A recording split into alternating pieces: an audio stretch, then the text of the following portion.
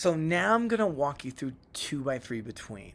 Again, we want to know, we're looking at two main effects in interaction, right? That's what we're looking for. Our nulls for the 2-level independent variable, there's a mean difference. The mean difference equals 0 in the population, right? There's no difference in the population. For the 3-level, the population means are the same. And for the interaction, the population slopes are the same. Effect size for your 2-level main effect, you're going to get a Cohen's d and 95% confidence interval of Cohen's d. For your 3-level main effect and interaction, it's partial eta squared. Your data look just like this. The only difference between this data and the data for a 2 by 2 is that we now have 2 conditions in independent variable 1 and 3 conditions in independent variable 2. You see we added teens, we have more data, we have 18 participants. So the analysis is how we enter the data is exactly 1 row per participant. I talked about this before, but you can see each participant only gives us 1 score of political aggression. So each participant is in 1 level of IV1, 1 level of IV2, and they give us 1 DV. So we enter in our data just like this. The analysis piece is ANOVA. Fixed factors are your IVs. DV is your DV. Okay.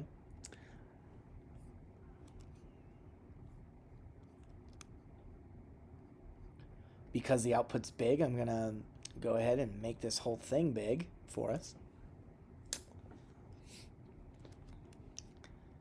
And what do we see here? We have, just to look at the basic output before I click all the fancy stuff, I have a significant main effect of emotion.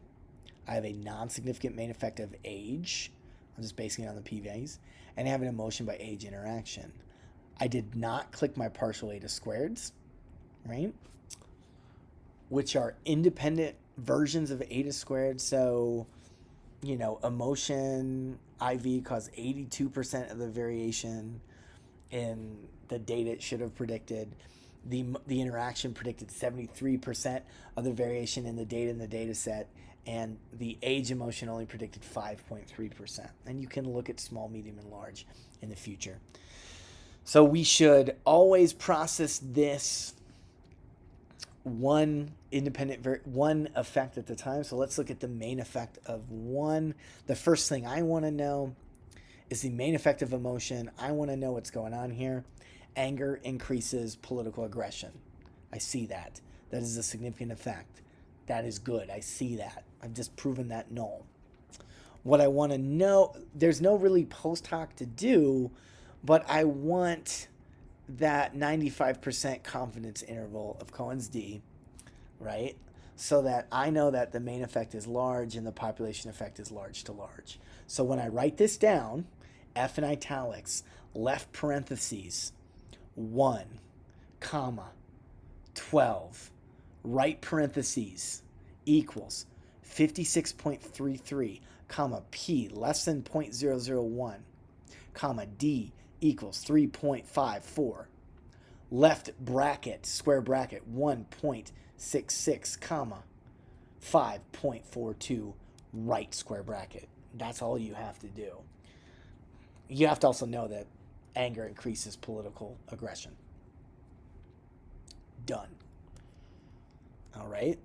So that really wasn't a post hoc test. I was just getting a better effect size estimate. I'm going to go ahead and get rid of everything. I want to look at my main effective age as well. Now, these are 3 different groups. It's a non-significant difference. Okay, but if it were significant, I would have to run post hoc tests to see which means are different, okay?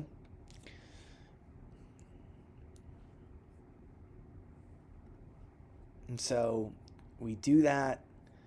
It tells us everything we care about. Now, your p-value, you click this one if you made predictions. You click this one if you're following what the lab manual says. I think most people, though, would click 2K or chef. Right? But go ahead, use 2K for now. or use whatever they're telling you to do in lab. For me, I would say make your predictions, use the non-corrected. But ultimately here, with this one, it doesn't really matter. It's a non-significant result.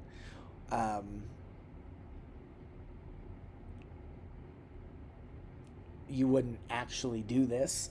But I think it does help you sort of understand. The important part for me are Cohen's D's and 95% confidence intervals of Cohen's D's. And of course, for none of these, for all of these, we know nothing, essentially. But we wouldn't run this test. It was non-significant. We wouldn't run the follow-up test. I'm just showing you what to do if an effect was significant. What we need to do is get the 90% confidence interval of partial eta squared. So what am I going to need? I'm going to need 12 degrees of freedom, 18. I'm going to need to input the data. So I'm just going to go ahead and try to make it a little bit smaller. I've already shown you how to find this a couple of times. So get your between subjects 90% confidence interval of eta squared calculator. Right? I'm looking at my F statistic. Sorry, let me get rid of that. Let me make this a little bit bigger. My F statistic for my age interaction is 0.33. My degrees of freedom for not age interaction, age main effect, excuse me. The degrees of freedom for my age main effect are 2.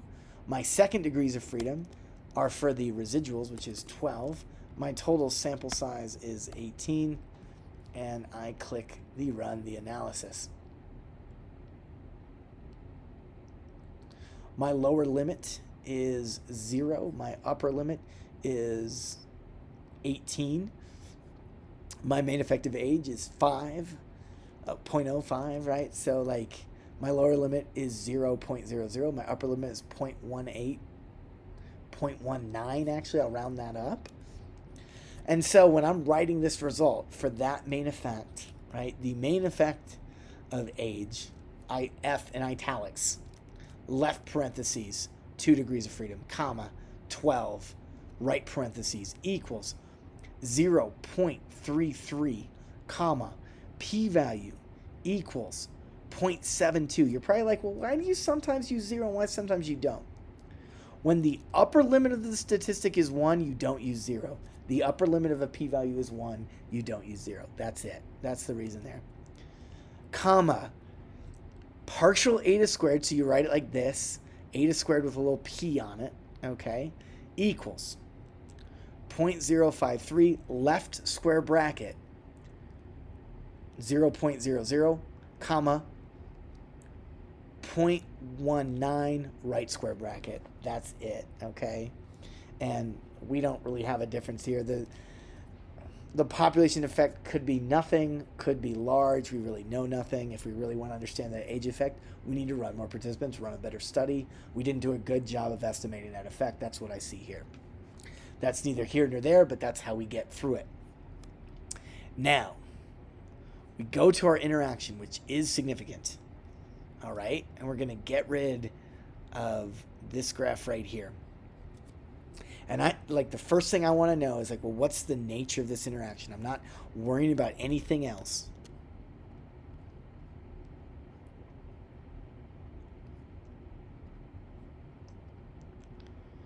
And I'm going to put it in both ways, just to show you how to do this.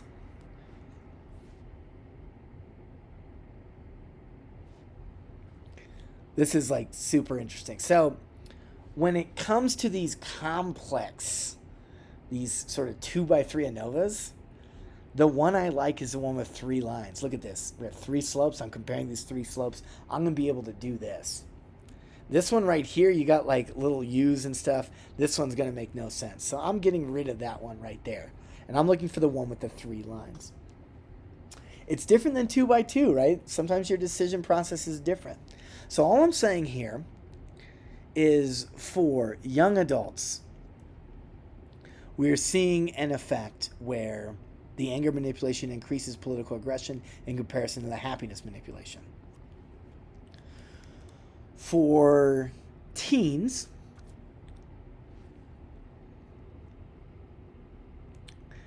You know, the pictures, I wish the colors were a little bit clearer, you know, right?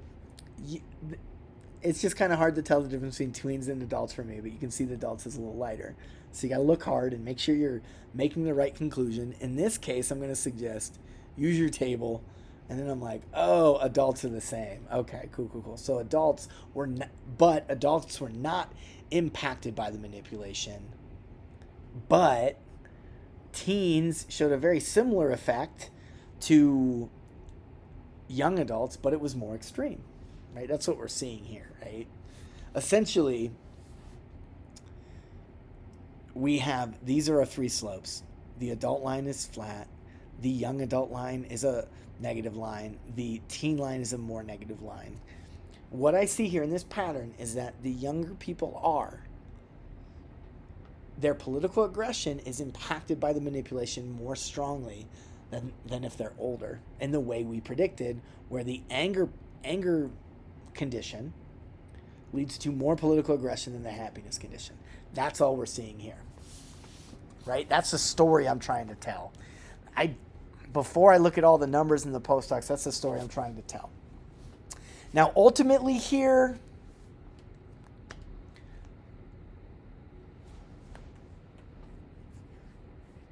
you're like, okay, what do I do? Well, we're going to have to get the 90% confidence interval of partial eta squared for the interaction.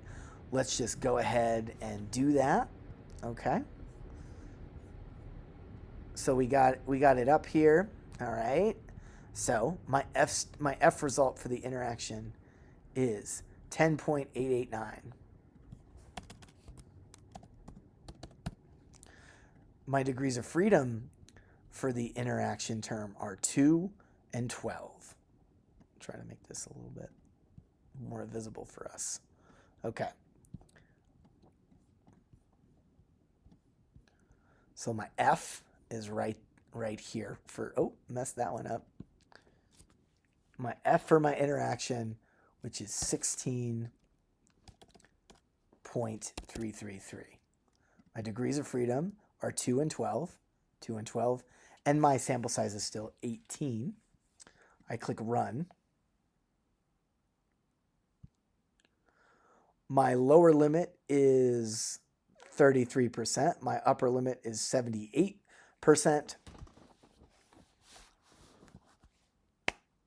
Right? We're getting a 90% confidence interval for our partial eta squared there.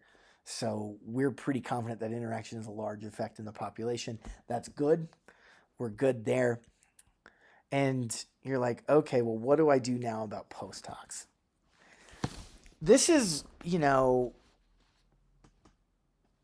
this is where you're going to use your line. You're going to run t-tests on each line. So let's just, before we run these t-tests, I want to see, just like in the previous video for adults, the difference between anger and happiness. For teens, the difference between anger and happiness. And for young adults, the difference between anger and happiness. Okay, so we got teens, young adults, and adults. Teens are like teenagers, young adults to 25, adults older than 25. All right, so you're like, well, what do I do there? Let's go to our interaction. I'm going to, you're going to use no correction, Tukey, Bonferroni. Those are like your options. You can click all of them to have fun, but whatever. I'm just going to leave no correction and Bonferroni clicked because I think those are the two options you're taught in the lab manual. If not, use what the lab manual teaches you. It's not the end of the world. I would make predictions and figure out what my results were. So now you got all these comparisons. There's so many means being compared.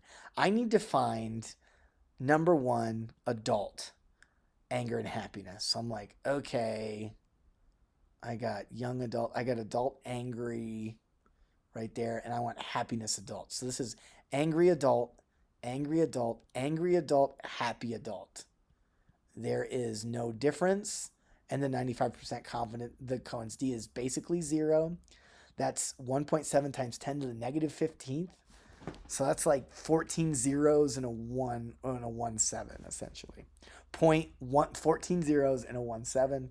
95% confidence interval is negative large to positive large. So with this effect right here, there is not an effect, but I'm not saying there's not an effect in the population. I don't have a good estimate of this effect right now, and I think that's interesting. Okay. Was it significant? I probably skipped that. Well, it was non-significant. Clearly, right? It's this one right here, so I didn't skip that. Non-significant any way you cut it. All right. So now my next set of lines, and I got to take my time here. Young adults, happy and sad. So I got or anger and happy. Young adults, anger condition, happy condition, aggression is the DV. Young adults, anger condition. Young adults, happy condition. So this is saying anger, young adult, happy young adult.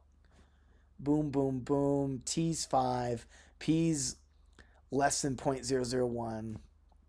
Okay. Uncorrected. Bonferroni 0.005. That's a real difference. Large, large, large. That's a large effect. Okay. Now I need angry teens and happy teens. Angry teens, happy teens. Angry teens versus happy adults. Angry teens versus happy teens. P value significant any way you slice it. Large, large, large. Okay. So essentially, when you're doing those T statistics, all you have to do for me is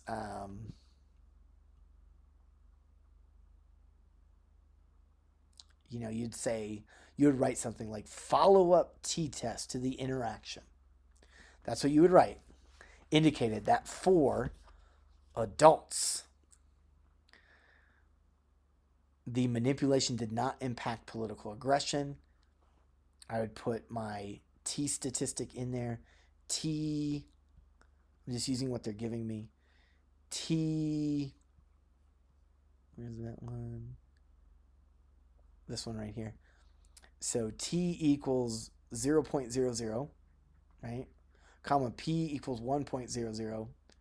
D equals basically 0.00, right? That's what it equals with square brackets, negative 1.78, comma positive 1.78.